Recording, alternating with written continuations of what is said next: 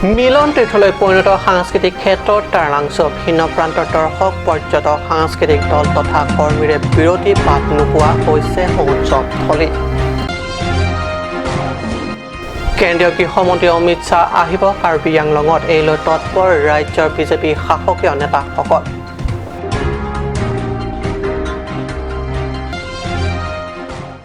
নমস্কাৰ, ষ্টুডিঅ'ত মই পৰশজ্যোতি শৰ্মা এতিয়া পাইছোঁ প্ৰথমটো অসমীয়া প্ৰাইম টাইম বাতৰিলৈ। ৪৭তম কাৰ্বি যুৱ মহোৎসৱ আজি দ্বিতীয় দিন। পৰম্পৰাগত খেল ধেমালি, লোকগীত, লোকনৃত্যৰ লগতে চেংপি চেংচৰ শব্দৰে আকাশ বতাহ মুখৰিত হৈছে সাংস্কৃতিক ক্ষেত্ৰ টাৰলাংচ। চিং মিৰ্জেং লং মিৰ্জেং লং বি চিডু ফুলিং লং মঞ্চ সকলোতে কেৱল নৃত্য গীতৰ সমাহাৰ। দৰ্শক পৰ্যটক সাংস্কৃতিক দল তথা কৰ্মীৰে ভিৰ দি বাট নোপোৱা হৈছে ক্ৰমে মিলন তীৰ্থলৈ পৰিণত সাংস্কৃতিক ক্ষেত্ৰ টাৰলাংচ। ভিন্ন জাতি জনগোষ্ঠীৰ ঐক্য সংহতিৰ মেলা চলিছে টাৰলাংচ। ভিন্ন সাংস্কৃতিক দলৰ দ্বাৰা পৰিৱেশিত নৃত্য প্ৰতিযোগিতাসমূহ চোৱাই চাইছে, পৰম্পৰাগত লোকগীত শুনাই শুনিছে, আধুনিক গীত প্ৰতিযোগিতা অনুষ্ঠানত বহি গীত উপভোগ কৰাই কৰিছে, পাশ্চাত্য সংগীত প্ৰতিযোগিতা অনুষ্ঠানত বহি পাশ্চাত্য সংগীত উপভোগ কৰাই কৰিছে।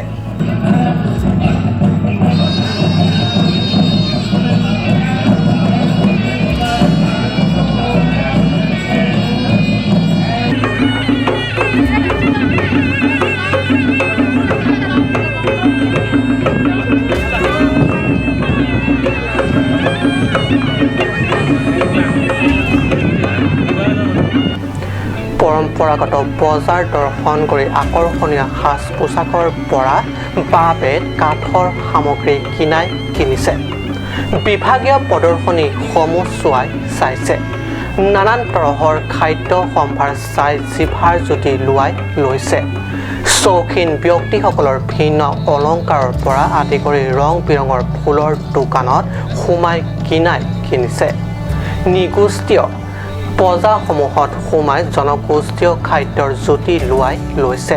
মুঠতে সকলোৰে বাবে সুলভ ৮২৭ বিঘাৰে পৰিবেষ্টিত বিশাল মাটিত উদযাপিত হৈ থকা ৪৭ সংখ্যক কাৰ্বি যুৱ মহোৎসৱ থলী। অহা ২৫ ফেব্ৰুৱাৰীত কেন্দ্ৰীয় গৃহমন্ত্ৰী অমিত শ্বাহ আহিব কাৰ্বি আংলং জিলাত, এই লৈ ব্যাপক তৎপৰতা গ্ৰহণ কৰাত দেখা গৈছে ৰাজ্যৰ শাসকীয় বিজেপি মন্ত্ৰী তথা নেতাসকলক। আগন্তুক বিধানসভা নিৰ্বাচনৰ আগে আগে কেন্দ্ৰীয় গৃহমন্ত্ৰী অসম আগমন তথা পাৰ্বত্য জিলা কাৰ্বি আংলঙলৈ আগমন। স্বাভাৱিকতে উদ্দেশ্য বিজেপিৰ প্ৰতি জিলাখনৰ ভোটাৰ ৰাইজৰ দুগুণ উৎসাহ আৰু আকৰ্ষণ। এই লৈ ব্যাপক তৎপৰতা গ্ৰহণ কৰা দেখা গৈছে শাসকীয় বিজেপিৰ মন্ত্ৰী নেতা তথা কৰ্মকৰ্তাসকলক। পাৰ্বত্য জিলা কাৰ্বি আংলঙত সম্প্ৰতি কাৰ্বি যুৱ মহোৎসৱৰ বতাহ, আনফালে নিৰ্বাচনী বতাহ। ব্যাপক ভোটত পুনৰ বিজেপি দলক জয়লাভ কৰোৱাৰ বাবে বিগত দিন ধৰি কেন্দ্ৰীয় মন্ত্ৰীসকলৰ সঘনাই অসম আগমন দেখা গৈছে। শেহতীয়াকৈ কাৰ্বি আংলং জিলাৰ দেনগাঁৱত জ্যেষ্ঠ মন্ত্ৰী তথা নেতাগৰাকীৰ আগমনে নিঃসন্দেহে আসন্ন বিধানসভাৰ নিৰ্বাচনী প্ৰচাৰ তাত ডিমত নাই। অৰুণ লেখীৰ ৰিপৰ্ট, কাম নিউজ। কাৰ্বি আংলঙৰ ধৰমটোলস্থিত ৰজা পথাৰত আঞ্চলিক খেলপথাৰত মুখ্যমন্ত্ৰী ছিগনেচাৰ স্কিমৰ অধীনত ক্ৰীড়া প্ৰকল্প স্থাপনৰ বাবে আধাৰশিলা স্থাপন। কাৰ্বি আংলঙৰ ধৰমটোলস্থিত ৰজা পথাৰত আঞ্চলিক খেলপথাৰত মুখ্যমন্ত্ৰী ছিগনেচাৰ স্কিমৰ অধীনত ক্ৰীড়া প্ৰকল্প স্থাপনৰ বাবে আধাৰশিলা স্থাপন। কেবিনেট মন্ত্ৰী চুমৰংহাঙে স্থাপন কৰে এই ক্ৰীড়া প্ৰকল্পৰ আধাৰশিলা।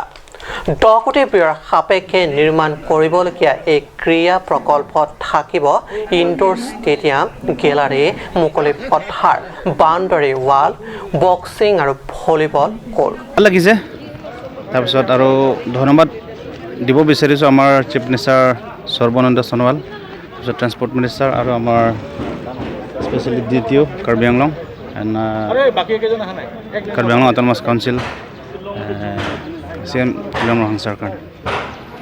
এণ্ড মই ক'ব বিচাৰিছোঁ, যেতিয়া ময়ো পালোঁ আৰু মই ক'ব বিচাৰিছোঁ আৰু বেলেগ ইউথছবিলাকো যে এই অপৰচুনিটি ল'বৰ কাৰণে মই এই প্ৰিভিলেজটো ল'বৰ কাৰণে সকলোৱে এইটো ল'লে আৰু ভাল হ'ব, এমপ্লয়মেণ্ট আৰু জেনেৰেট হ'ব। এইটোৰ পৰা মই অসমৰ মুখ্যমন্ত্ৰী মহোদয় তেখেতে এটা আঁচনি ঘোষণা কৰিছিলে অসমৰ 10,000খন গাঁৱলৈ যাতে যোগাযোগৰ ব্যৱস্থাটো সুচল কৰিব পাৰি আৰু এমপ্লয়মেণ্ট জেনেৰেট কৰিব পাৰি। তাৰ কাৰণে ব্যক্তিগতভাৱে আৰু ছেল্ফ হেল্প গ্ৰুপৰ পৰা তেখেতসকলে আবেদন জনাবৰ কাৰণে পৰিবহণ বিভাগৰ যোগেদি এই গোটেই আঁচনিখন তেখেতে মাননীয় মুখ্যমন্ত্ৰী মহোদয়ে ঘোষণা কৰিছিলে আৰু এই মুখ্যমন্ত্ৰী মহোদয়ৰ এই নিৰ্দেশ অনুসৰি মন্ত্ৰীগৰাকীয়ে লগতে এটা সমূহীয়া ভৱন আৰু পকী পথ এটাৰো শুভ উদ্বোধন কৰে। ৰজাপথাৰৰ পৰা জনাৰ্দন পাটৰ ৰজাপথাৰ। পাৰ্বত্য জিলা পশ্চিম কাৰ্বি আংলঙৰ জিলা উপায়ুক্তৰ জৰিয়তে মুখ্যমন্ত্ৰী সৰ্বানন্দ সোণোৱাললৈ কেইবাবালিন দাবী উত্থাপনেৰে স্মাৰক পত্ৰ প্ৰদান কৰে কাৰ্বি ছাত্ৰ সন্থাই। জাতি মাটি ভেটিৰ শ্লোগানেৰে শাসনৰ গাদী দখল কৰা বিজেপি চৰকাৰে এতিয়া নিজৰ ভূমিও বহিৰ ৰাজ্যৰ দখলৰ পৰা মুক্ত কৰিব পৰা নাই। তাৰোপৰিও অসম মেঘালয় আন্তঃৰাজ্যিক সীমা বাৰে বাৰে মেঘালয় চৰকাৰে উলংঘা কৰি অসমৰ ভূমিত 11 কিলোমিটাৰ ভিতৰলৈ সোমাই আহি পথ নিৰ্মাণ কৰিছে বুলি প্ৰকাশ ছাত্ৰ সংগঠনটোৰ। মেমৰেণ্ডাম দিবলগীয়া হোৱাৰ কাৰণটো হ'ল বিশেষকৈ আমি বিগত কেইবাবছৰ ধৰি দেখি আহিছোঁ যে আমাৰ অসম মেঘালয়ৰ যিটো আন্তঃৰাজ্যিক সীমা, সেই আন্তঃৰাজ্যিক সীমা বাৰে বাৰে মেঘালয় চৰকাৰে উলংঘা কৰা আমি দেখি আহিছোঁ।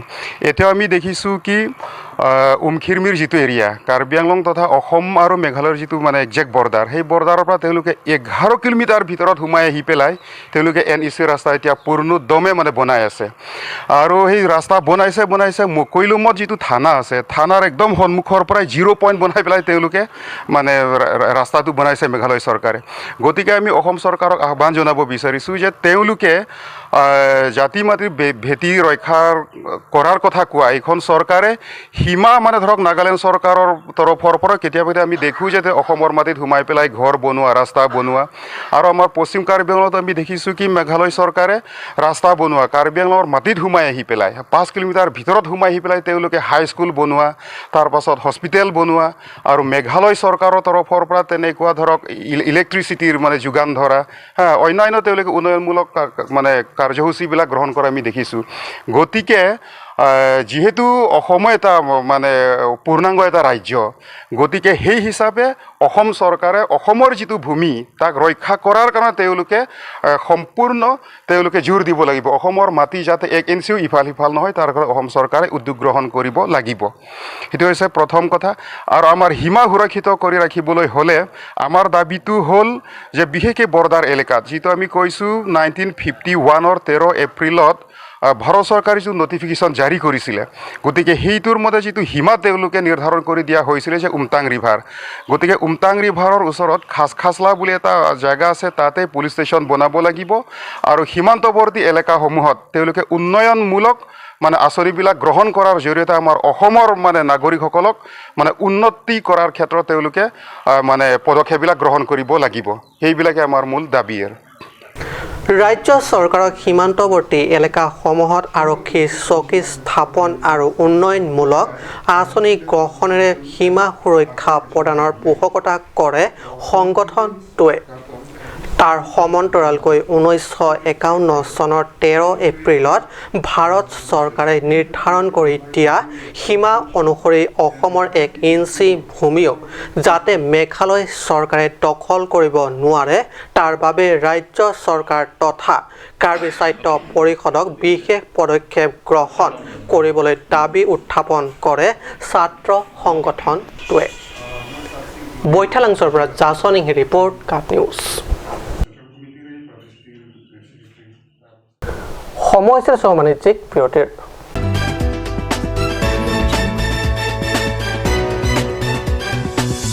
Humri ignon.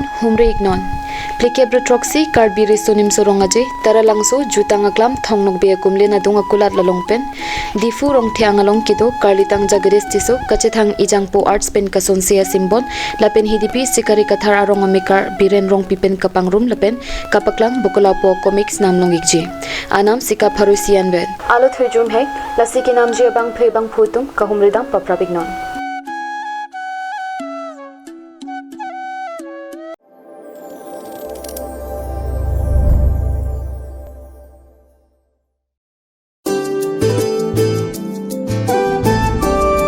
Production pen kasonsi pon rasik bu video album non tham thanga chikluang bong Sir Production YouTube channel long hit pon long pon.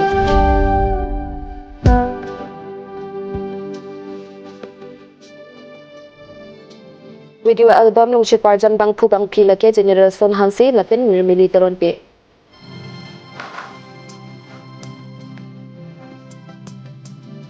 Nunse po lapen music pi lake sonje dronghang lapen nikit tumung pe. Lapen music apang ke horen tokpi lapen latang so video album produce lake prima teron pe hinpen.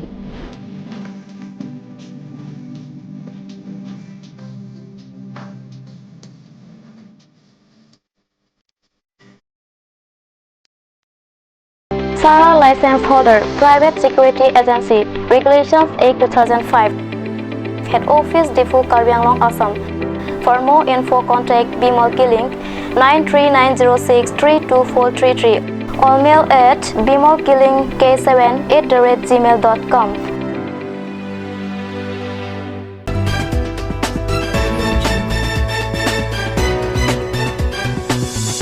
হয় এটা লাজুকী বান্দৰ পশ্চিম কাৰ্বি আংলঙৰ ডংকামকাম বজাৰ এজন স্থানীয় লোকে প্ৰত্যক্ষ কৰে এটা লাজুকী বান্দৰ হয় এটা লাজুকী বান্দৰ পশ্চিম কাৰ্বি আংলঙৰ ডংকামকাম বজাৰ এজন স্থানীয় লোকে প্ৰত্যক্ষ কৰে এটা লাজুকী বান্দৰ লোক কেইজনে লাজুকী বান্দৰটোৰ প্ৰত্যক্ষ কৰাৰ লগে লগে বন বিভাগক অৱগত কৰে এতিয়া এইটো স্ল'লৰিছ বুলি কয় কাৰিবাগান ইংলেণ্ড বুলি কয় এইটো ইণ্টেণ্ডেড স্পেচিছ এইটো বৰ্তমান আমাৰ পৃথিৱীৰ পৰা নাইকিয়া হ'বলৈ ধৰিছে তাকে আমি উদ্ধাৰ কৰি এইটো আমি এতিয়া জংঘলত আমি ঘন জংঘলত এৰি দিম আমাৰ ডংকামকাম ফৰেষ্ট ষ্টাফে আমি ৰিকভাৰ কৰিছোঁ এইটো আমি জংঘলত এৰি দিম এতিয়া খবৰ পাই ডংকামকাম বন বিভাগে ঘটনাস্থলীত উপস্থিত হৈ বিলুপ্ত প্ৰায় প্ৰাণীটোক উদ্ধাৰ কৰি বনা অঞ্চলত এৰি দিয়ে